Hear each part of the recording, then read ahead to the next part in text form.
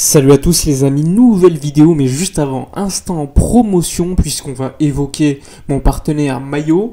Comme vous pouvez le voir à l'écran, pas mal de maillots en vente, que ce soit des maillots vintage, des maillots plus actuels avec un code promo qui vous permet d'économiser pas mal d'argent. C'est des maillots d'une grande qualité, même si ce sont des répliques, je tiens à le préciser, ça reste comme des maillots assez représentatifs, des maillots officiels. Et donc personnellement, après en avoir commandé pas mal, je peux vous conseiller ces maillots. Franchement, si vous avez des questions, n'hésitez pas à venir sur Instagram avec moi pour en parler ou encore leur poser directement des questions sur leur site. Il y a un code promotion qui vous permet également d'acquérir pas mal d'avantages. Tout est dans la description de cette vidéo. N'hésitez pas à venir poser des questions, à vous intéresser. Et si vous voulez des maillots, eh bien mon partenaire maillot est présent pour vous.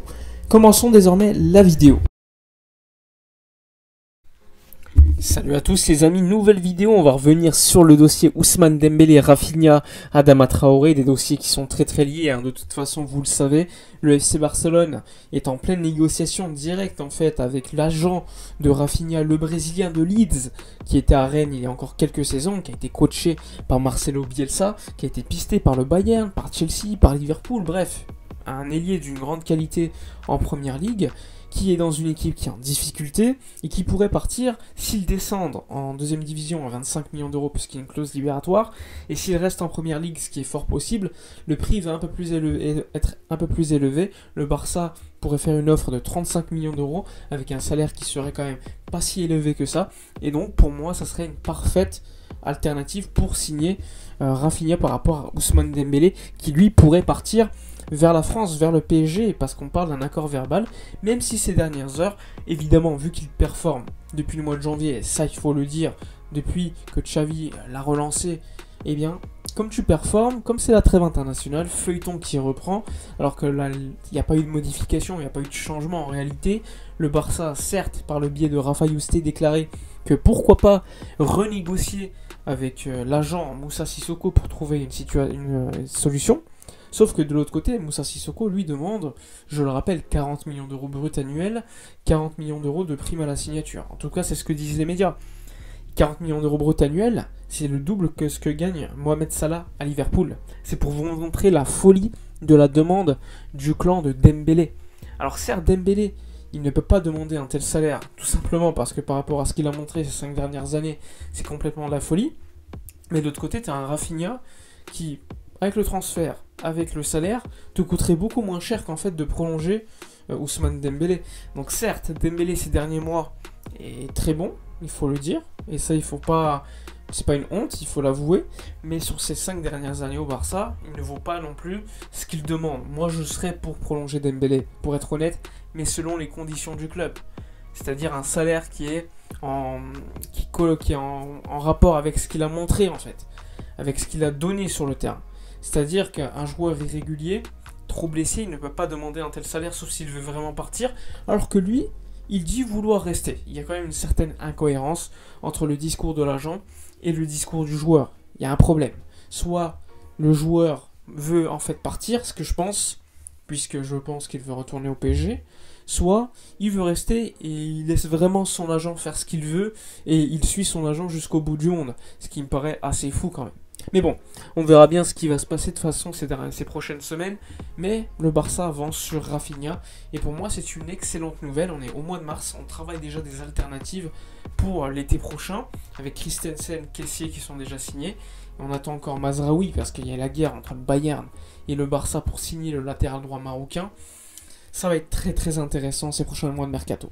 Parlons maintenant de Adama Traoré. Adama Traoré, ce que tout le monde sait de toute façon, c'est qu'il a une option d'achat de 30 millions d'euros pour le FC Barcelone pour le signer par rapport à Wolverhampton, qui eux également ont un prix comme prêt Trincao, qui a une option d'achat de 30 millions d'euros. Évidemment, s'il ne lève pas l'option d'achat, Wolverhampton devra payer 6 millions d'euros, sauf que, évidemment, selon les médias, il ne serait pas très chaud pour lever cette option d'achat. Et donc le Barça pourrait récupérer 6 millions d'euros et Trincao. Et là, on se pose la question. Sachant que le Barça ne veut pas payer 30 millions d'euros pour Adama Traoré, est-ce qu'il ne faudrait pas mieux mettre ces 30 millions d'euros par exemple sur Rafinha, ne pas lever l'option d'achat d'Adama? Sachant que pour moi, Adama Traoré, c'est un profil très intéressant, mais il lui restera un an de contrat. Est-ce qu'il vaut 30 millions d'euros? Je ne pense pas. Je pense qu'il vaut plutôt 20 millions d'euros, ce qui est déjà plutôt pas mal.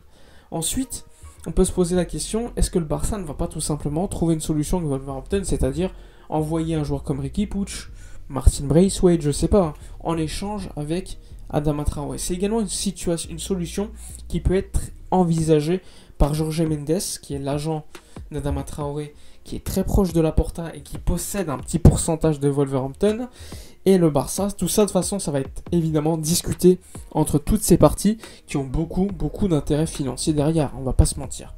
Et de l'autre côté, tu as Trincao qui intéresse beaucoup au Portugal, hein, avec son ancien coach de Braga qui est aujourd'hui au Sporting Lisbonne, Ruben Amorim, qui veut le prendre en prêt.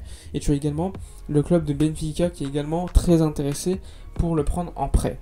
Je pense que Trincao, on doit clairement s'en débarrasser. C'est un joueur qui certes est très jeune, qui a de la qualité, qui ne correspond pas à mon avis au jeu de la Première Ligue. Même s'il a scoré, il a fait un bon match lors des derniers matchs, je pense qu'il n'a pas le profil pour jouer en PL. Son profil est plutôt pour jouer en Liga, au Portugal, même en France, je trouve. C'est un joueur qui est dribbleur, qui est assez rapide, mais qui a encore pas mal à apprendre, et pas mal au niveau physique tout simplement à apprendre.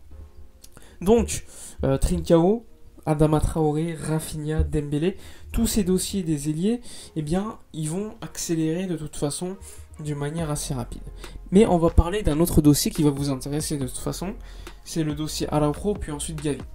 Alors, Araujo, comme vous le savez, il est à 1 an de la fin de son contrat, il intéresse Manchester United, Chelsea, qui serait prêt à offrir jusqu'à 8 millions d'euros net annuels, il y a aussi Arsenal qui serait prêt à offrir 6 millions d'euros net annuels. Le Barça a proposé 3 millions d'euros net annuels à Ronald Araujo, qui triplerait donc son salaire, sauf que son agent, lui, il n'est pas d'accord. Lui, il veut une prime à la signature, il veut également que le salaire soit un peu plus élevé. Araujo veut rester, Araujo veut absolument rester, ça c'est très important à savoir. Néanmoins, c'est comme le cas d'Embélé, l'agent pose souci. Une réunion va être prévue donc d'ici quelques semaines, hein, juste après la pause, la trêve hivernale, la trêve FIFA, avec les matchs amicaux, de qualification, etc. Ensuite, une réunion sera organisée entre le Barça et l'agent pour ensuite trouver la solution. Est-ce qu'il va être tout simplement prolongé ou est-ce qu'il va partir? Xavi veut absolument le garder, donc ça va être clé ces prochaines semaines. Et concernant Gavi, c'est un petit peu la même chose. Même si Gavi, lui, veut absolument rester, l'agent veut une prime à la signature plus importante, même si, comme c'est Ivan Della Peña qui connaît très bien Laporta, qui connaît très bien le club, qui a ses connexions, eh bien il y aurait quand même de l'optimisme du côté de l'agent, du côté de Gavi et du côté du club. Ça, c'est une excellente nouvelle. Alors que du côté d'Araujo, certes le club pense qu'Araujo va finir par prolonger, mais ils ne sont pas non plus si optimistes que ça par rapport à Gavi. De toute façon, tout ça va se régler d'ici les prochaines semaines. On va en savoir plus. Pour moi, il faut absolument garder les deux. Je pense que le débat sur la grille salariale est très intéressant. Pourquoi ne pas donner plus de salaire à Araujo et à Gavi, tout simplement parce que je pense que vers Pedri et Ansu Fati qui sont mieux payés, qui gagnent 5 millions d'euros net annuels à peu près, eh bien si tu leur donnes beaucoup plus, c'est illogique, sachant que pour moi la nouvelle génération est représentée par Pedri et Ansu Fati, même si Ansu était blessé.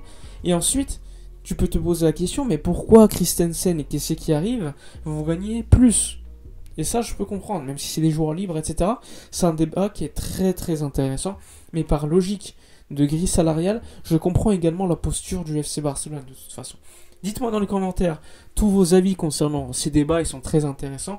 N'oubliez pas de vous abonner à la chaîne, de liker, commenter, partager. Moi, je vous dis donc à la prochaine et d'ici là, comme d'habitude, portez-vous bien.